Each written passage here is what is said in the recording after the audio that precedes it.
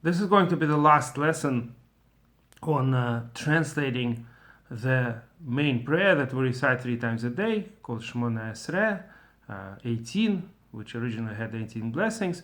We already translated all the 18 blessings, and now I want to translate with you the ending prayer. This originally was a voluntary tachanunim, what they call supplications, that every person recited whichever way they wanted. But there's also always, at least throughout history in Judaism, what used to be more, when there was more wiggle room, used to be more flexible, over time even that became more rigid. So now even the supplication that every person recited, whatever was on their mind, whatever was in their hearts, now even that became the specific supplication that one specific rabbi recited in the times of the Talmud. Now note that the Chazal say, our sages say, that the Shmone Esre was originally composed by many rabbis, by many sages, the men of the Great Assembly, so-called, Anshe Knesset Agdolah, 120 great sages, including prophets. But this is just a prati, a specific prayer that somebody named Mar Bria de Ravina recited. The Talmud tells us what various rabbis recited at the end of the Shmone Esre prayer, and different rabbis, as I said, recited different things, and for some reason our Sidurim chose as a standard prayer the specific prayer of one specific rabbi. But as I mentioned on the previous lesson, you're allowed to say any prayers you want here, and you could certainly add to this prayer anything you want. Even in the middle of Shmone Esre you could add various prayers, but generally in the middle we don't add long prayers. We only add very short requests that come up. If somebody has a relative who is sick, or that person praying himself or herself is sick, they may want to mention in Rifa'enu the prayer for their specific recovery. But the long prayers here, the long supplications, if a person wants to say here even for 2 hours, stand and say all kinds of supplications, that's their choice. So this prayer that became standard, first of all, as I mentioned on the previous lesson, there is a verse in Psalms, in Tehillim, that will recite. The Talmud tells us that you have to recite it at the end of Shmone Esre, and I spoke on the previous lesson that there is a symmetry in terms of even the number, that it happens to be the end of 19th Psalm, just like the end of Shmone Esre is 19 blessings. So the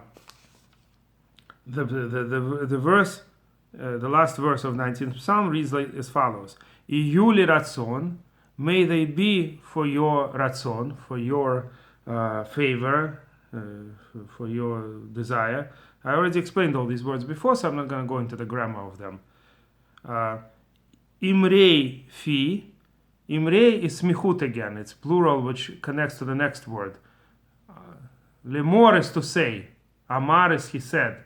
And imrei, here it's not a verb, but a noun, the sayings of, the expressions of. Fi, my mouth. Imrei fi is connecting, right? Imrei fi, the sayings of my mouth. Yud at the end is mine. Vehigion libi, and the thoughts of my heart. Higion libi. Interesting, right? The idea is, of course, this verse fits perfectly at the end of Shmone Esre, that after we said all this, and hopefully we concentrated at least to some extent on our prayers, then we ask Hashem that He'll accept both what we said and what we thought. May it be acceptable, the expressions of my heart, of my mouth, and the thoughts of my heart. Lefanecha, before you. We had this before. Hashem tzuri v'goali. Hashem, who is my rock and my salvation. Yud at the end is mine. Tzur is rock. Goel is the one who saves, my redeemer. So most people who pray Shmone Esre say this verse twice. One right after Hamivarechet Amo Yisrael B'Shalom, the last blessing that we discussed in the previous lesson, and one more time at the end of all the voluntary prayers. The Vilna Gaon, however, the Gra, thought that it's not good to say this verse immediately after Shmone Esre, because that kind of separates then the entire private prayers that we say afterwards. The whole idea is that we conclude those prayers with this verse. So it's better to just say it once at the end of these voluntary prayers that we say, the ones that I'm going to translate in a moment. And the advantage of the first approach, which is, like I said, the majority of Jews, both Sephardim and Ashkenazim, do it that way. And the advantage is that then officially you are done. Once you said this verse, basically Shmone Esre is mainly over. And therefore you're allowed to answer if you hear Kaddish or Kiddusha. During the Shmone Esre, if we hear something where the congregation has to answer, we don't answer anything.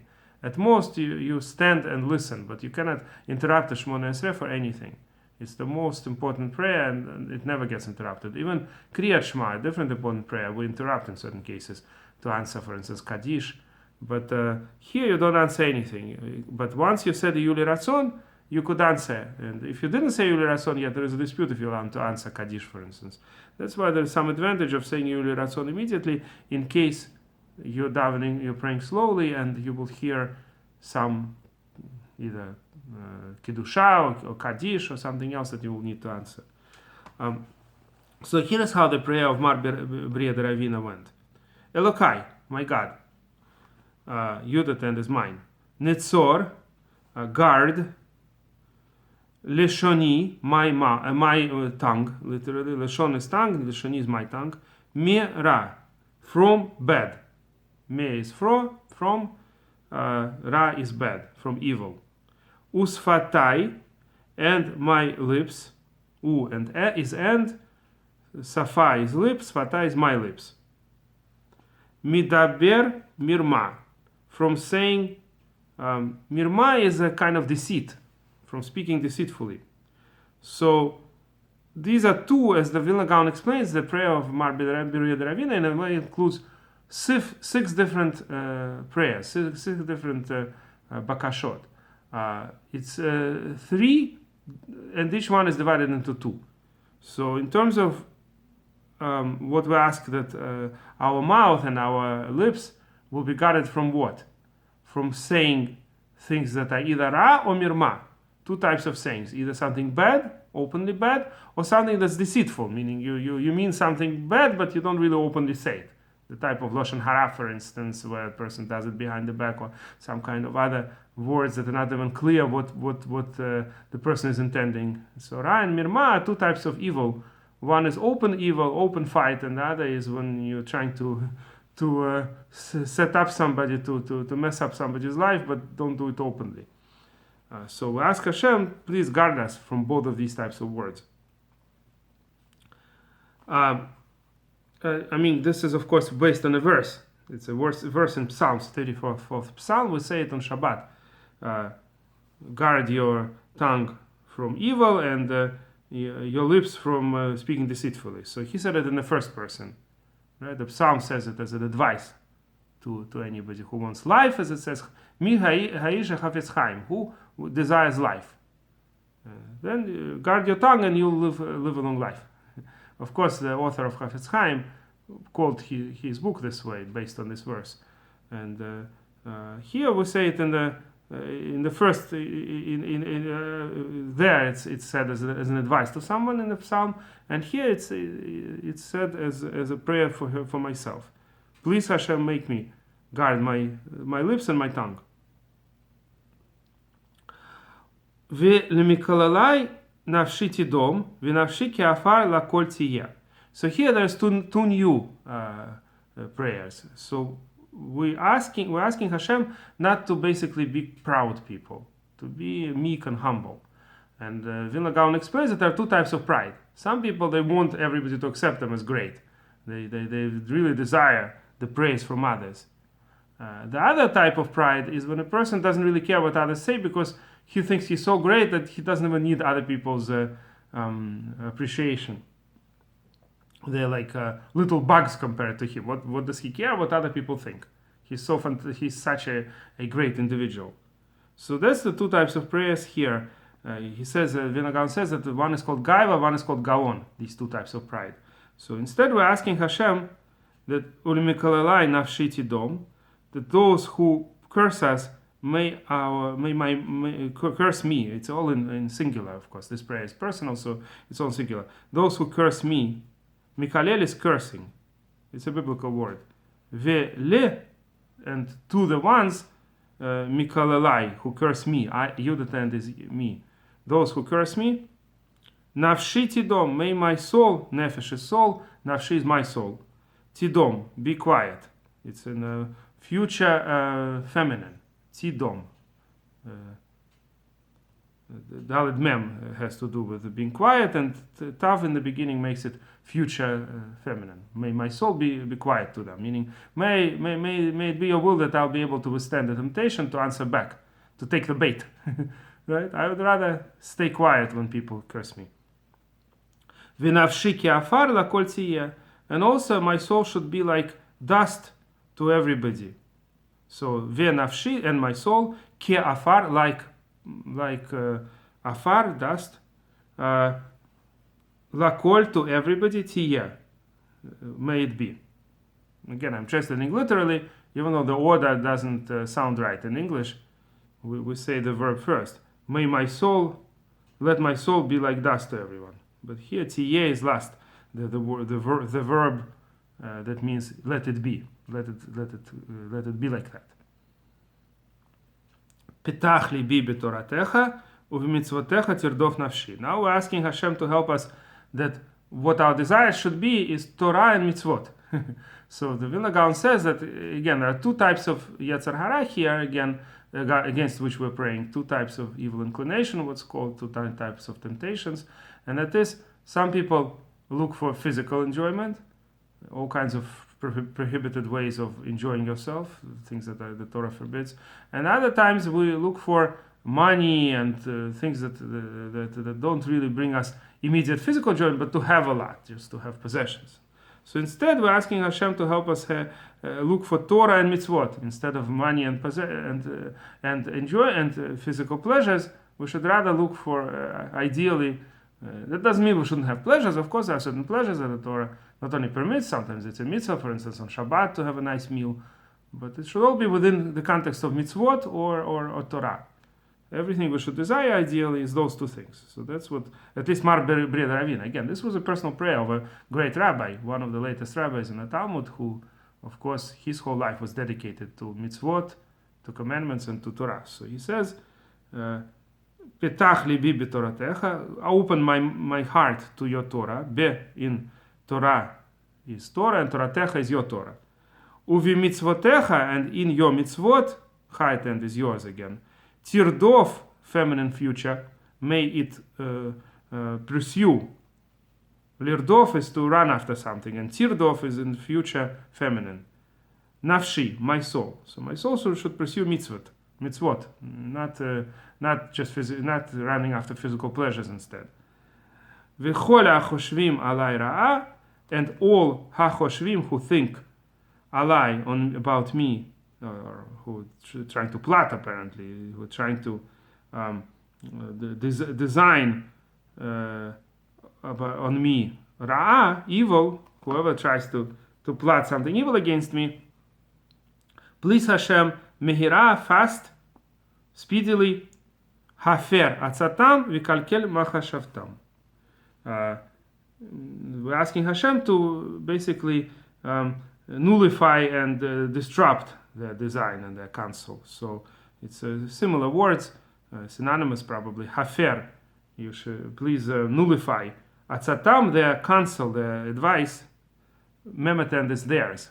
Etzai is an advice. So whatever they're counseling to do against us, vikalkel, and destroy machashavtam, their thoughts. The Sephardim pronounce machshavatam. Makes more sense in terms of that it's probably plural, not singular. Machashavtam is memetent is theirs, but machshava here is it plural or is it singular? Machshavatam makes a lot more sense, and that's a biblical expression. Machshavatam li, it says in the book of Eicha. Kol machshavatam li. All they do, the enemies, is think about me, how to destroy me. This is collective Israel too, by the way, the Jewish people, constantly being used as a scapegoat for all the problems. Aseh liman shimecha, aseh liman yeminecha, aseh liman kiddushatecha, aseh liman toratecha. Right? Now we're asking Hashem to act for the sake of. Aseh, do, literally, liman, for the sake of. First it's shemecha, your name, then yeminecha, your literally right hand. Of course, it's a biblical expression and it's an anthropomorphism. We don't take it literally. Hashem doesn't have hands, but his actions, I guess, including usually this word is used for saving. The idea that Mikubalim have that everything is projections of something spiritual. When we say hand of Hashem, there is some way in which Hashem rules the world, Hanhaga, that's called hand. And that's what's projected on our hands in this world. That's why there are 10 fingers, for instance. It's not a coincidence that people have 10 fingers, because it has to do with 10 ways of Hanhaga, the 10 Sfirot. So when we say Yad Hashem, it's not literally to be taken. Hashem doesn't have hands, he doesn't have a body, but it's there is a way Hashem rules the world that's called Yad Hashem. The Torah is using expressions exactly. So do it for your right hand, for the sake of your right hand. Aseh liman kiddushatecha, do it for the sake of your holiness.